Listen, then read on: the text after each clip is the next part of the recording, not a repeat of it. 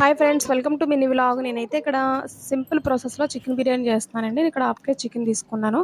శుభ్రంగా కడిగేసిన తర్వాత అందులో ఉప్పు, కారం, గరం మసాలా, ధనియాల పొడి, అల్లం వెల్లుల్లి పేస్ట్, కొంచెం లెమన్ జ్యూస్, అట్లానే సాజీరా, కొంచెం కస్తూరి మేతి అవన్నీ కూడా వేసి బాగా మిక్స్ చేసిన తర్వాత కొంచెం కర్డ్ వేసి మిక్స్ చేయాలి. తర్వాత కొత్తిమీర, పుదీనా, ఫ్రైడ్ ఆనియన్స్ అవి కూడా వేసేసిన తర్వాత ఇక్కడైతే నేను హాఫ్ కేజీ రైస్ తీసుకుని నానపెట్టుకున్నాను. నేను చికెన్ అనేది మ్యారినేట్ చేసి 1 అవర్ 2 అవర్స్ ఏమి ఉంచలేదండి. నేను ఇన్స్టెంట్గా చేసేస్తున్నాను. ఇలా కూడా ట్రై చేయండి, బాగుంటుంది.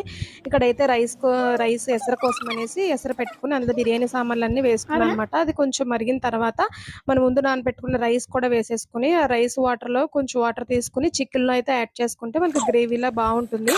ఇక్కడైతే రైస్ 60-70% ఉడికిన తర్వాత అయితే నేను ఇక్కడ చికెన్లో వేసేస్తాను లేయర్స్ లాగా. దానిపైన కొత్తిమీర, పుదీనా, గీ, అట్లనే ఫ్రైడ్ ఆనియన్స్ అవన్నీ కూడా వేసుకుని దమ్ పెట్టేసుకున్నాను. దమ్కి మనకి కరెక్ట్గా 40 మినిట్స్ ఇప్పుడు పట్టింది. దమ్ అయితే